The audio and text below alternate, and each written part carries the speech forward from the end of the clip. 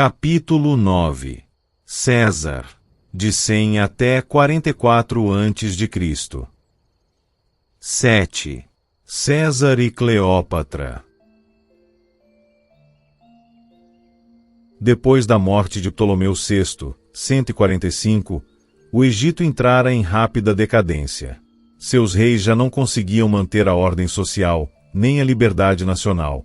Cada vez mais o Senado romano ditava-lhes a política, e já guarnecera Alexandria com tropas romanas. O testamento de Ptolomeu XI, que Pompeu e Gabínio haviam posto no trono, passava o governo a seus filhos Ptolomeu XII e Cleópatra, que deviam casar-se e reinar juntos. Era Cleópatra de origem macedônica, e provavelmente mais loura que morena. Não tinha grande beleza, mas a graça de seu porte, sua vivacidade de corpo e espírito, a variedade de suas prendas, a suavidade de suas maneiras, a melodia de sua voz, tudo combinado com a posição de rainha fazia um vinho muito forte mesmo para um general romano. Familiarizara-se com a história, a literatura e a filosofia gregas. Falava bem os idiomas grego, egípcio e sírio, e a fascinação intelectual de Umaspase aliava a sedução da mulher que não conhece inibições. Atribui-lhe a tradição um tratado sobre cosméticos e outro sobre medidas, pesos e moedas egípcias. Hábil na administração, soube fomentar o comércio e a indústria de seu reino, e revelava muita competência em finanças, mesmo quando amava.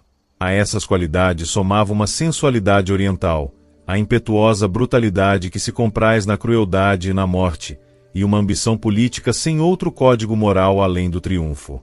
Se não tivesse nas veias o desordenado sangue dos últimos Ptolomeus, poderia ter alcançado o propósito de ser a rainha de um grande reino mediterrâneo unificado.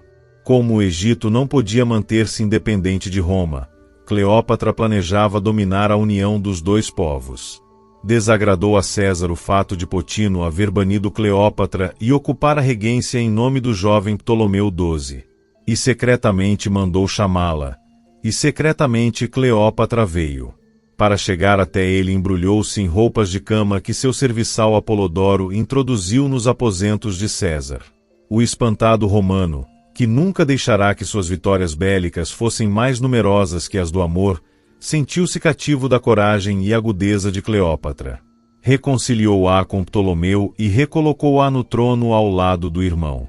Vindo a saber, pelo seu barbeiro, que Potino e o general egípcio Aquilas estavam conspirando para matá-lo e massacrar a pequena força que o acompanhara, delicadamente promoveu a eliminação de Potino. Aquilas fugiu para o exército egípcio, indo tramar um levante, e breve Alexandria fervilhava de soldados ansiosos pela morte de César.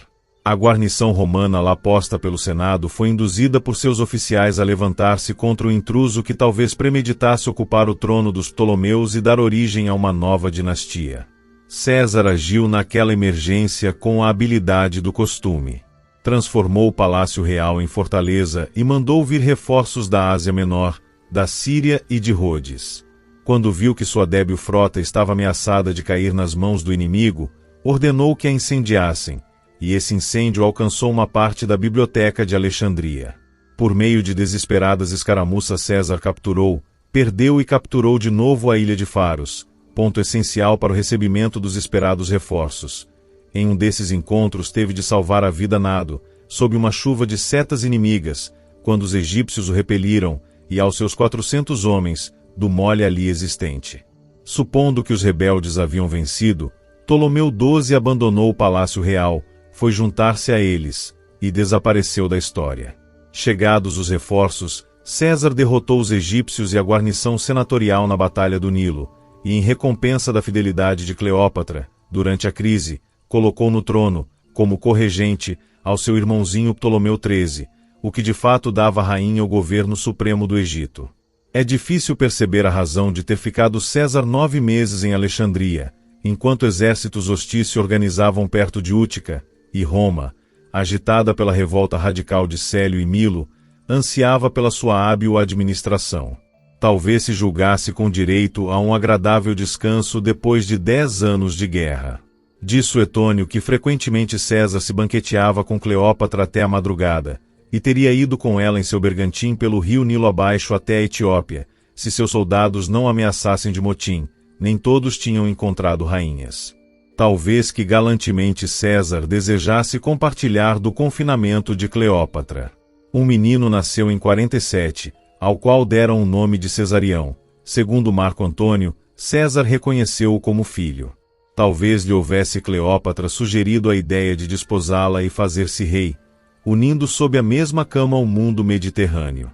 Tudo, porém, não passou de conjectura, provas não existem.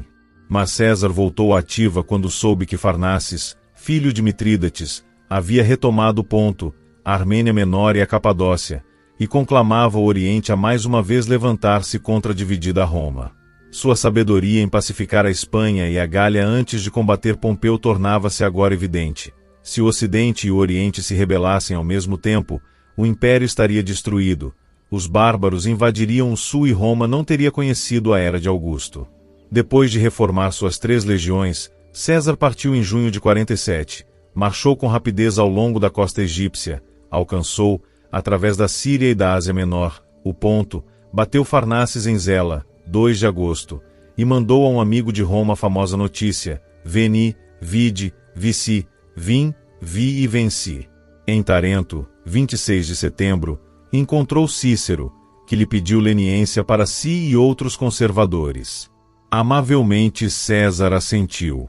Impressionava o fato de, durante seus 20 meses de ausência de Roma, ter a guerra civil degenerado em revolução social. Dolabella, o genro de Cícero, juntara-se com Célio e propusera uma lei cancelando todas as dívidas. Antônio lançara seus homens contra os proletários armados de Dolabella, fazendo com que 800 romanos perecessem no fórum. Célio, então pretor, havia chamado Milo, e juntos organizaram no sul um exército aberto aos escravos que quisessem bater-se pela revolução. Não obtiveram grande sucesso, mas a revolução estava no ar. Em Roma, celebrando a memória de Catilina, os radicais cobriram-lhe de flores o túmulo. Entre mentes, o exército dos aristocratas na África já atingia o vulto do de Pompeu em Farsália. Sexto, filho de Pompeu, também havia organizado um exército na Espanha, o que novamente viria perturbar a remessa de trigo para Roma. Tal a situação em outubro de 47, quando César chegou, trazendo consigo Cleópatra, o seu irmão esposo e o pequeno Cesarião. Nos poucos meses de folga entre as campanhas, entregou-se à tarefa da restauração da ordem. Reeleito ditador, sossegou por uns momentos os radicais com a revogação das últimas leis de Sila e o cancelamento em Roma, por um ano, de todos os aluguéis abaixo de 2.000 sestércios. Aos conservadores consolou nomeando Marco Bruto governador da Gália Cisalpina, assegurando a Cícero e Ático que não moveria guerra contra a propriedade e ordenando a recomposição das estátuas de Sila, que os proletários haviam posto abaixo. Quando voltou o pensamento para a luta, desanimou ao saber que suas melhores legiões, em revolta por atraso de pagamento, recusavam-se a embarcar para o Egito. Nada havia no tesouro. César fez dinheiro por meio do confisco e venda dos bens dos rebeldes aristocratas. Havia aprendido que soldados dependem de dinheiro, dinheiro depende de poder, poder depende de soldados. César apresentou-se de súbito às legiões rebeldes e calmamente declarou aos homens que estavam liberados do serviço e podiam voltar para suas casas, e acrescentou que pagaria os atrasados depois que triunfasse na África com outros soldados. Ao ouvirem isto, diz Apiano, encheram-se de vergonha, vendo que estavam desertando de seu chefe no momento que inimigos o rodeavam de todos os lados. E declararam-se arrependidos da revolta e desejosos de continuar nas fileiras. César cedeu com encantadora relutância e com eles partiu para a África. Em Tapso, 6 de abril de 46, defrontou as forças combinadas de Metelo, Catão, Labieno e Juba I, rei da Numídia. Mais uma vez é César batido no primeiro choque, e novamente reorganiza as forças, ataca e vence. Seus soldados, com sede de sangue e considerando a clemência de César em Farsália como causa daquela segunda luta, massacraram 10.000 dos 80.000 pompianos, não querendo encontrar aqueles homens outra vez. Juba suicidou-se, Metelo fugiu e pereceu em um combate no mar. Catão, com uma pequena força, conseguiu escapar para Útica. E lá, quando os oficiais pensaram em defender a cidade contra César, persuadiu-os de que era impossível, forneceu dinheiro aos que tencionavam fugir, mas aconselhou a seu filho submeter-se a César. Quanto a si, não fez nem uma coisa nem outra. Passou a tarde numa discussão filosófica, depois recolheu-se e releu o Fedo de Platão. Suspeitando de que premeditava matar-se, seus amigos tiraram-lhe a espada do quarto. Mas assim que relaxaram a vigilância, Catão mandou que o criado a repusesse no lugar de costume. Fingiu dormir por algum tempo. Súbito, toma da espada e mergulha-a no ventre. Acodem, amigos. Um médico recolhe os intestinos expostos e costura a ferida. Assim que todos saem do quarto, Catão reabre a ferida, deixa que os intestinos escapem e assim morre. Ao entrar em Útica, César lamentou-se de lhe haver escapado o ensejo de perdoar a Catão. Só pôde perdoar ao filho.